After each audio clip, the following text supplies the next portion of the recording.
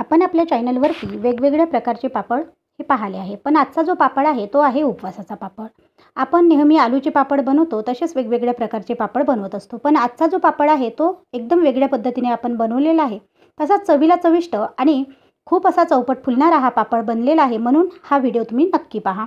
नमस्कार, मी प्रीती खंडार रेसिपीजमध्ये तुमचं अगदी मनापासून स्वागत करत आहे। आजच्या व्हिडिओमध्ये आपण उपवासाचा पापड हा पाहणार आहोत। त्याच्यासाठी बघा, मी इथे 1 वाटी साबुदाणा घेतलेला आहे। आता 1 वाटी साबुदाण्याचं पीठ हे 1 वाटी भरतं, पण इथे मी जे तुम्हाला न्यायलन पोहे दाखवत आहे तेवढ्याचं 1 वाटी पीठ भरणार नाही, म्हणून आपल्याला इथे जास्त सुद्धा न्यायलन पोहे लागू शकतात। आपल्याला दोन्ही याचं पीठ करून घ्यायचं आहे।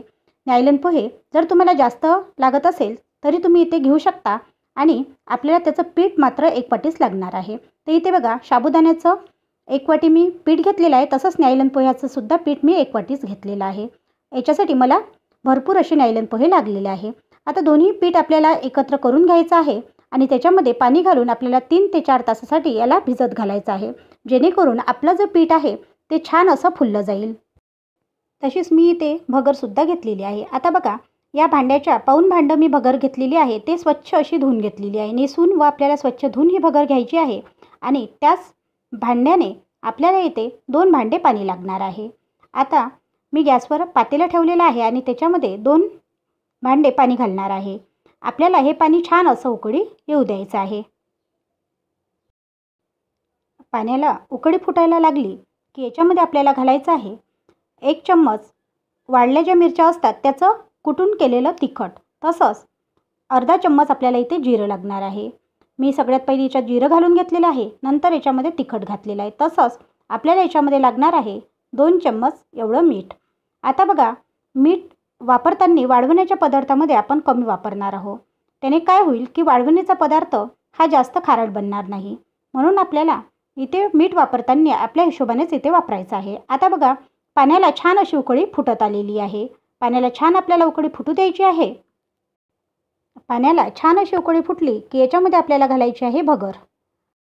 भगर घातल्यानंतर आता आपल्याला याला एका चमच्याने मिक्स करून घ्यायचं आहे। मिक्स केल्यानंतर याच्यावर एक ताट झाकण ठेवून आपल्याला ही भगर छान अशी शिजू द्यायची आहे। ही भगर शिजायला जास्तीत जास्त अर्धा तास लागते, त्याच्यासाठी आपल्याला इथे अर्धा तास वाट पाहावी लागेल। आता इथे बघू शकता, अर्धा तास पूर्ण झालेला आहे आणि भगर ही शिजत आलेली आहे। भगर छान अशी शिजलेली आहे। आपण चेक करून घेऊया। चेक केल्यानंतर भगर छान शिजली आहे। आता याच्यामध्ये आपण जे आपलं पीठ होतं, न्यायलन पोहे व साबुदाणा मिक्स केलेलं, ते पीठ आपल्याला याच्यात घालायचं आहे। तसंच इथे 4 ते 5 आलूचा सुद्धा मी सारण करून घेतलेलं आहे। आलू उकळून घेतले होते आणि त्याचे साल काढून त्याला छान मिक्स करून घेतले। आता हे सगळं घालायचं आहे आपल्याला या भगरीमध्ये। भगरीमध्ये घातल्यानंतर आपल्याला हे सगळं छान असं मिक्स करायचं आहे। मिक्स केल्यानंतर आपल्याला याच्यावर झाकण ठेवायचं आहे, आणि झाकण ठेवल्यावर याला सुद्धा आपल्याला 15 ते 20 मिनिटं शिजू द्यायचं आहे, कारण की याच्यामध्ये आपले न्यायलन पोहे व साबुदाणा टाकलेला आहे। तसेही आपण आता हे पापड लाटू शकतो, पण जर आपण थोडं याला शिजून घेतलं तर हे पापड छान फुगतात, म्हणून याला थोडं आपण 15 ते 20 मिनिट शिजून घेऊया। तर इथे 15 ते 20 मिनिट झालेले आहे, आणि 15 ते 20 मिनिट झाल्यानंतर बघू शकता हे छान असं शिजलेलं आहे। आता आपल्याला याला थंड करून घ्यायचं आहे। इथे हे पीठ छान थंड झालेलं आहे। आता एका कोपरमध्ये आपण हे पीठ काढून घेऊया। तुम्ही बघू शकता, मी एका कोपरमध्ये हे पूर्णतः पीठ काढून घेत आहे।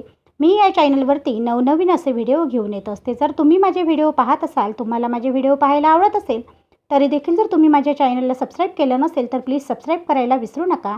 आणि तुम्हाला जर माझा व्हिडिओ कोणत्याही क्षणी थोडा जरी आवडला असेल तर एक लाईक, एक कमेंट करायला सुद्धा विसरू नका। इथे आपलं पीठ छान असं चुरून झालेलं आहे। आपल्याला हे पीठ छान असं चुरायचं आहे, जेणेकरून आपले पापड जेव्हा आपण करू तेव्हा ते तुटणार नाही किंवा उलणार नाही म्हणून। तर इथे आपल्याला घ्यायची आहे पापडाची मशीन।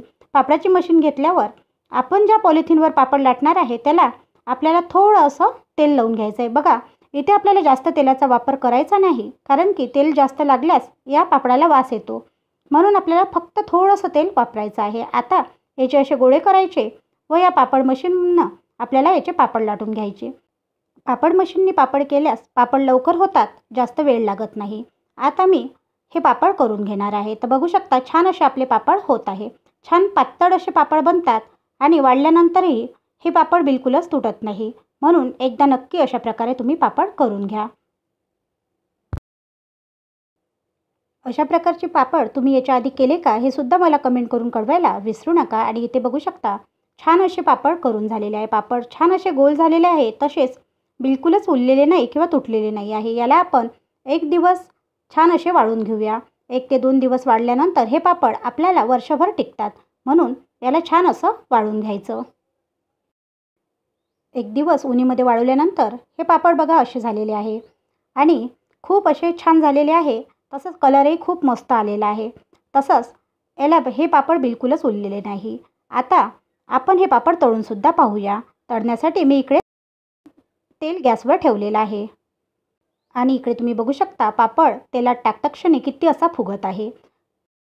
पापड हा फुगत तर आहेच, पण चवीलाही एवढा चविष्ट झालेला आहे की तुम्ही जर हा पापड घरी बनवला आणि तुमच्या घरी जर सगळ्यांना खायला दिला तर त्यांना तर आवडणारच. पण तुमच्या घरी जर कोणते पाहुणे आले आणि त्यांनासुद्धा हे पापड दिले तर त्यांनाही खूप आवडणार. नक्की अशा प्रकारचा पापड तुम्ही यावर्षी करा आणि मला कमेंट करून कळवायला विसरू नका की तुम्हीही अशा प्रकारचे पापड केले का. आजचा व्हिडिओ तुम्हाला कसा वाटला कमेंट करून कळवायला विसरू नका. व्हिडिओ आवडल्यास चॅनलला लाईक, शेअर व सबस्क्राईब करायला सुद्धा विसरू नका, कारण मी तुमच्यासाठी असेच नवनवीन व्हिडिओ घेऊन येणार. धन्यवाद.